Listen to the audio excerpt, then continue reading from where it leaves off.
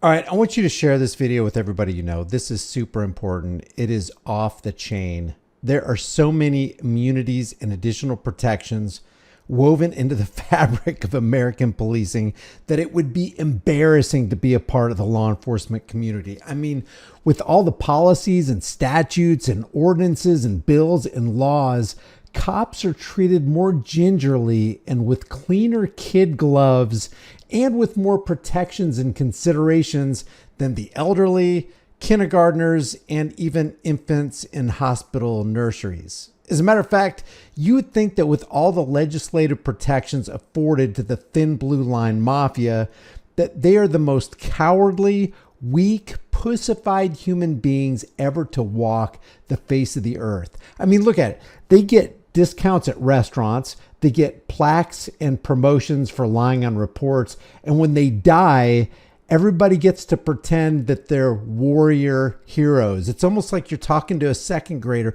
It's okay, Johnny. You can be anything that you want to be. And then pretend and fabricate so that little Johnny will feel better about his existence.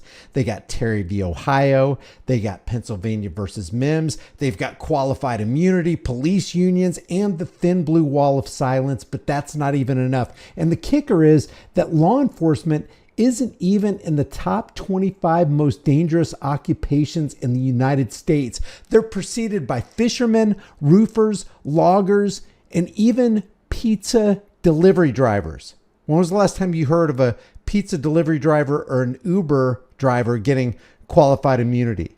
Now, in one part of the country, Alabama cops have a new Back the Blue law that is supported by the House, by the Senate, and by the governor. Check this out. A new law signed by the governor today is sparking strong reactions across Alabama. House Bill 202, also known as the Back the Blue Bill, expands legal immunity for police officers. They even called it the Back the Blue Bill. You're so special, little Johnny. You're so fragile, little coward. Law enforcement groups call it a win, but civil rights advocates say it could make holding officers accountable even harder. Our state capitol reporter Philip Green has more. Of course it will, because that's the design. Every member of the House and the Senate in the state of Alabama said, hey, we don't give a damn about the victims of abuse. We only want to put our weight behind and our protections over the abusers. Governor Ivey signed House Bill 202 into law today, calling it a commitment to supporting Alabama's law enforcement. The Back the Blue bill protects officers from being sued in civil court when acting within the scope of their duties. Supporters say it will shield officers from what they call baseless legal attacks. In a statement from the president of the Fraternal Order of Police, he says, quote, "We are grateful for Governor Ivey's leadership and her commitment to standing with our law enforcement officers." This guy just looks like a mafia crime boss. I mean, look at him. Hey, thank you. Thank you, Governor Kate Ivey. I appreciate you laying coverage and protection for Nico and Guido. I appreciate that. We really need it. We need the protections. You know, when we're knocking down doors at 3 o'clock in the morning, we don't need any. We need to discourage people from shooting us and defending themselves. HB 202 is a crucial step in ensuring our officers have the tools, resources, and protections they need to serve and protect our communities effectively. So that we can have the tools, resources, and protections we need, and the euphemism is to serve and protect, to harass and collect from the constituency that we're pretending to serve and protect, because we are the abusers. I mean, if you have any question about that, just reference back to the Memphis jump out crew and what they did to Tyree Nichols. Reference back to Philando Castile and what they did to him in Minnesota. Reference back to Philip Brailsford and his team of Mesa Police Department henchmen who summarily executed Daniel Shaver in the hallway of the La Quinta Inn. Refer back to the Arvada, Colorado Police Department, who were so scared they didn't leave the department because they knew a gunman was gunning for him, but leave it to Johnny Hurley, a civilian who's not even in law enforcement, to protect them with a handgun. Protecting the Arvada Police Department from a madman with a rifle, a high-powered rifle, and Johnny Hurley took him out with a handgun. And what did Johnny Hurley get in return?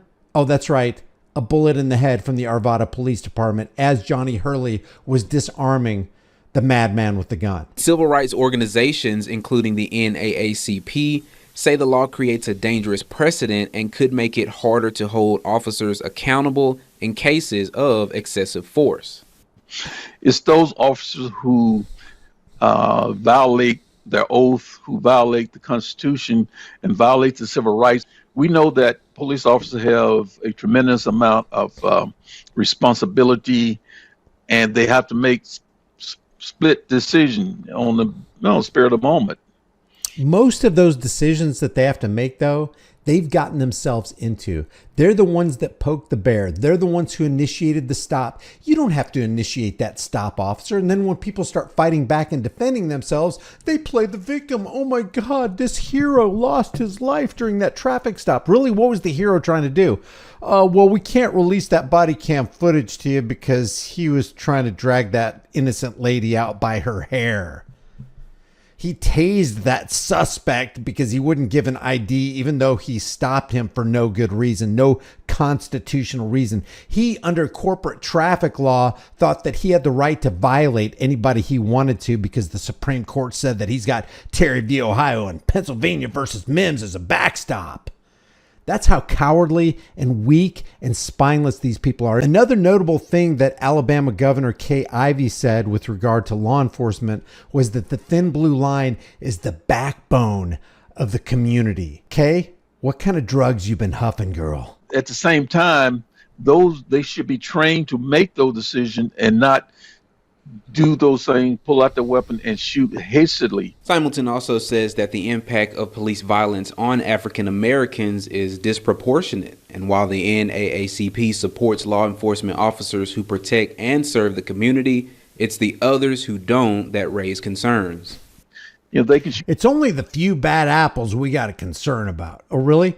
Then why didn't the good apples in the bushel point out the bad apples long ago so we wouldn't run into these problems continually? Oh, that's right, because the people we call the good apples are also the bad apples. You can kill and get away with it. And it certainly, I think, will impact African Americans more than other because for whatever reason, more African Americans are being killed.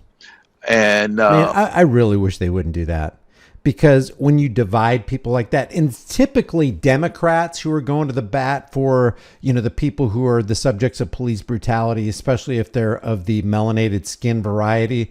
So what you have is you have the back the blue on this side, and then you have BLM on this side. BLM is usually Democrats, and then they make it a political wedge issue, and then we become divided. And because nobody's together on anything, then we can't solve this thin blue line mafia problem. Governor Ivey, in a statement, says, quote, "With HB 202 signed into law, I am proud Alabama is now the most pro-law enforcement state in the country." We are the most pro-law enforcement state in the country. Translation, we are the most anti-civilian state in the country. I want to show you this news story as well because it goes over some different aspects of this bill. Senate switched gears from trying to pass local bills to working on a controversial police immunity bill. The bill is backed by Governor Kay Ivey.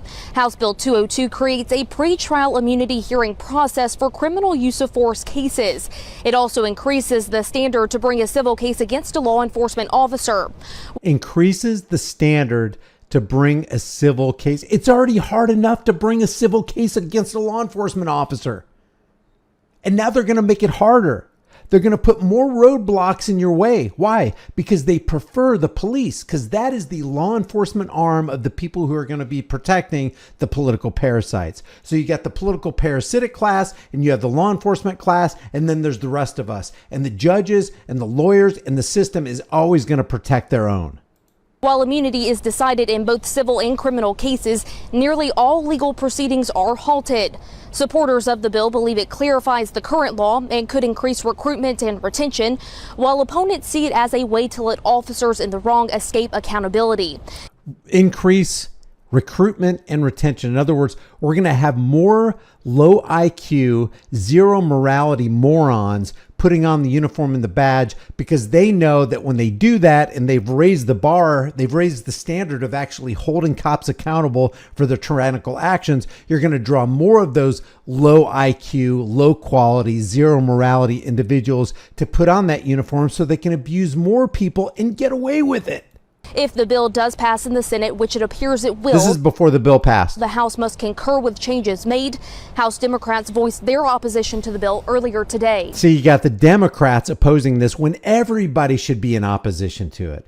Guys, they're out there. Hey, Republicans. Hey, Democrats. They're out there writing false reports. Look at the last WSMV thing in Nashville where they ran this sting operation on cops and they found that 609 innocent people were tagged with life-altering DUI citations, and every one of those cops lied about it. And that's just the 609 that they know of. 609 innocent people lost their jobs, wrecked their lives, cost them tons of money, put them in the poorhouse, all because a cop decided to lie on a report. This kind of thing right here in Alabama, I would not doubt will spread like wildfire in every other state. We don't like that bill because that bill is going to be counterproductive to many of the people that we represent. Right. And it does not have a whole lot of accountability in it. It's not just the people you represent, woman. It's everybody. This will negatively impact everybody. Yeah, but it's disproportionate to black people. It's everybody.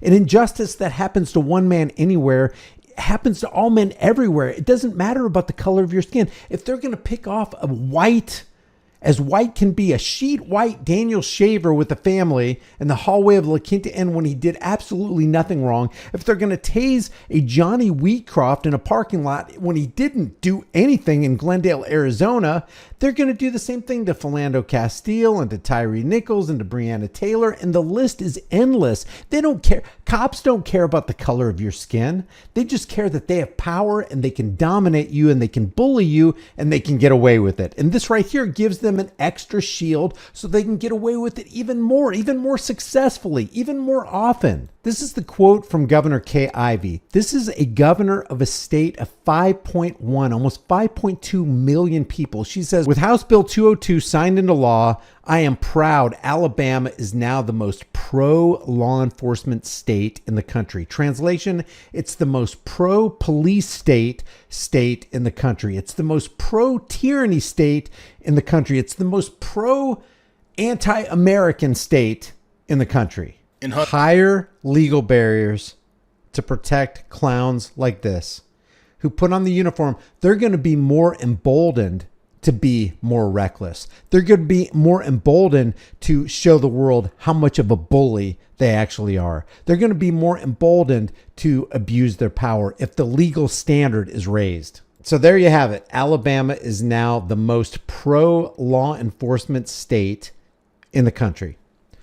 Leave your thoughts about this. Does this make America better or worse? Is this going to protect rights or is this going to further demolish them? Leave your thoughts in the comment section below. If you please share this video. Like this video right now.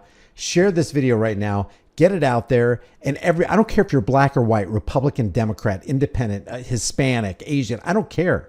The cops are gunning for you. They're gunning for me. They are not here to protect your rights. They're here to take them away. They are not here to protect and serve and protect. They're here to harass and collect. You know this by experience. You know this by fact.